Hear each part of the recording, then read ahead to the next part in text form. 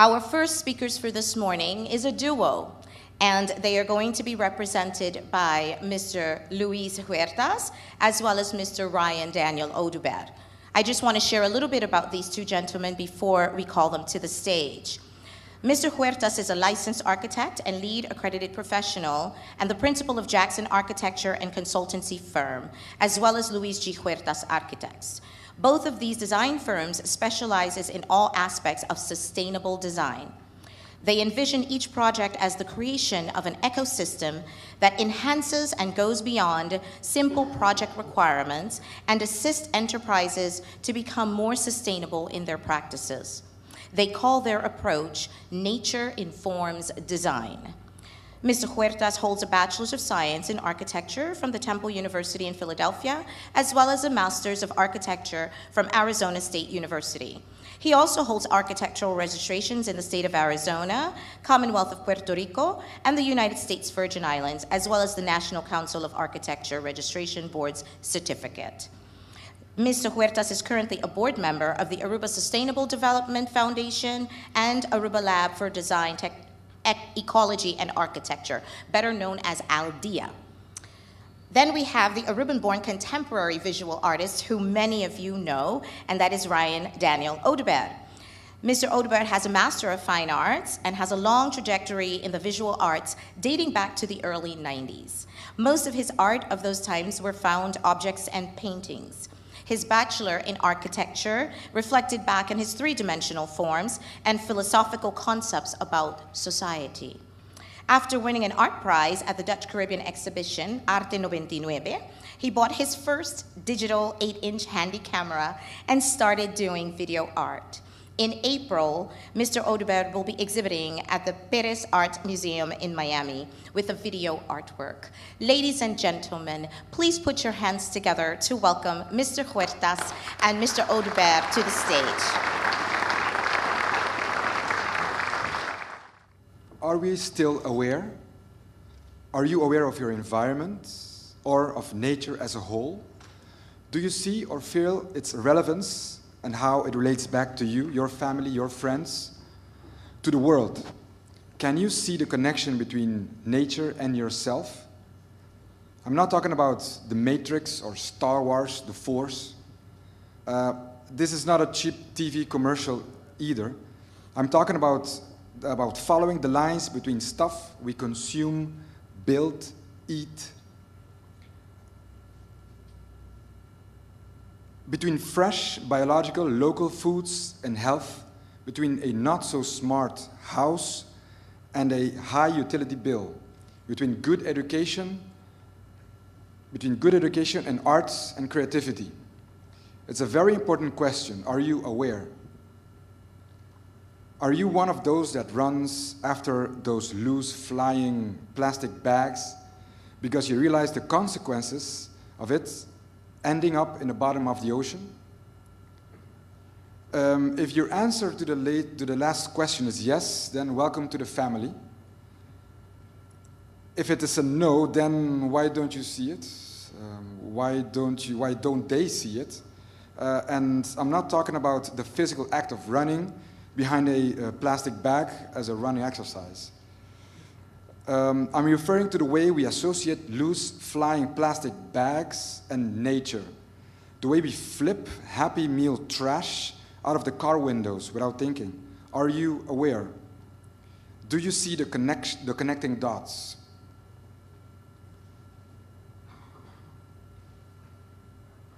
As an introduction to the ALDEA community, I'll start off with the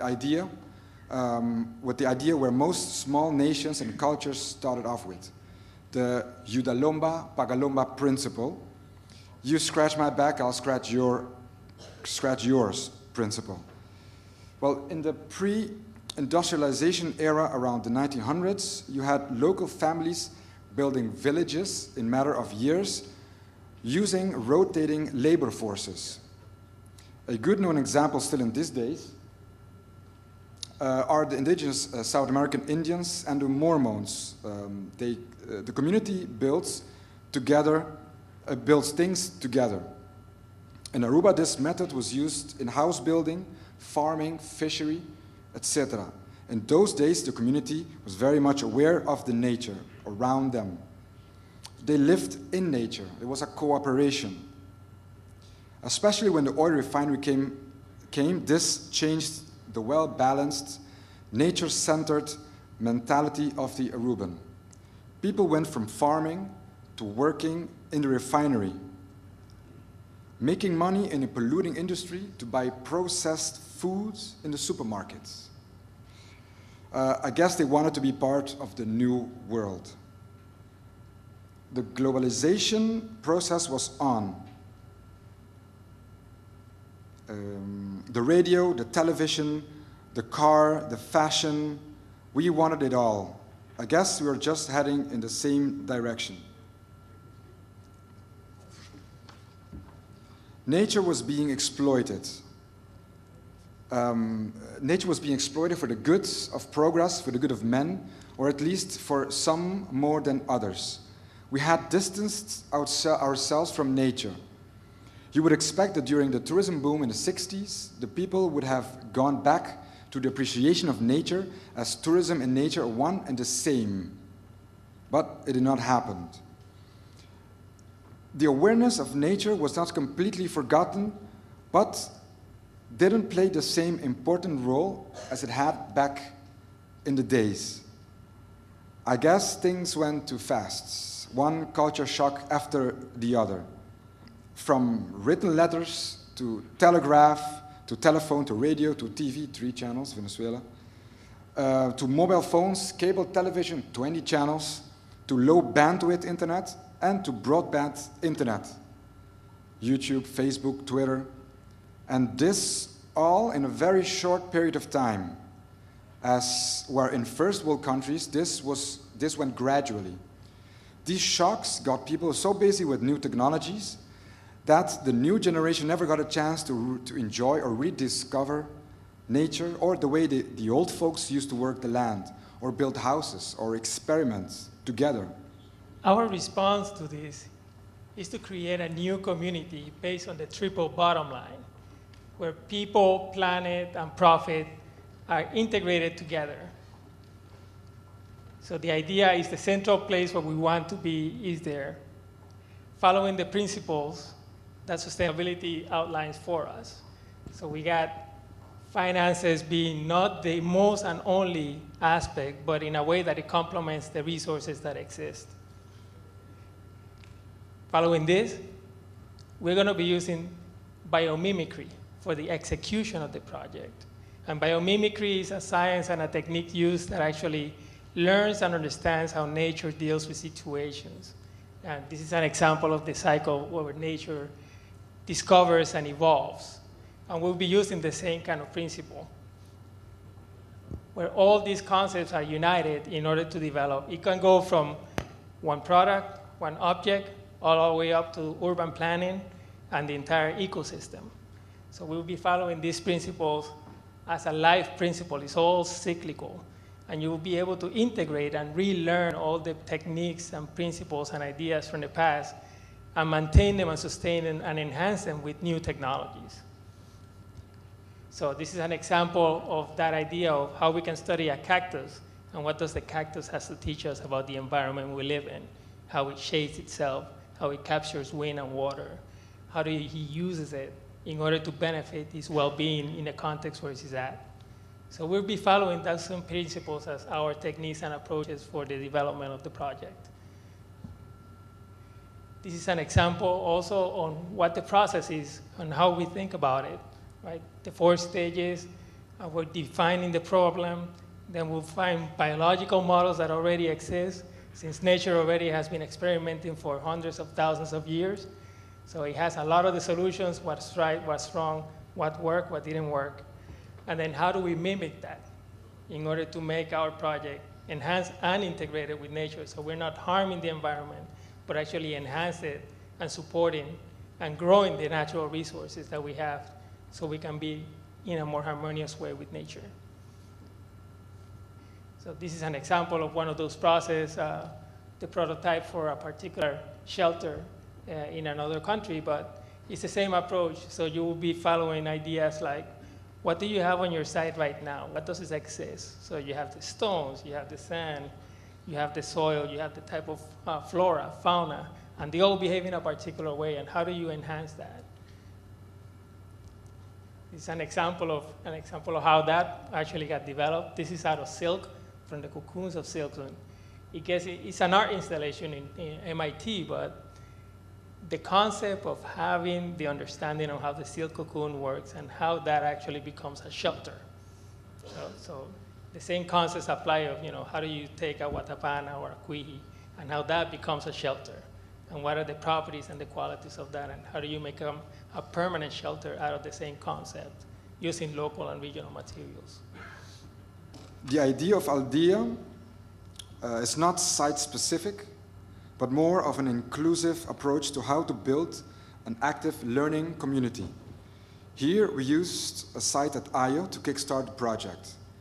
We worked with the basic principles of ecology, architecture, education, and of course, art, creativity. So this is the highest point, and this is the highest point.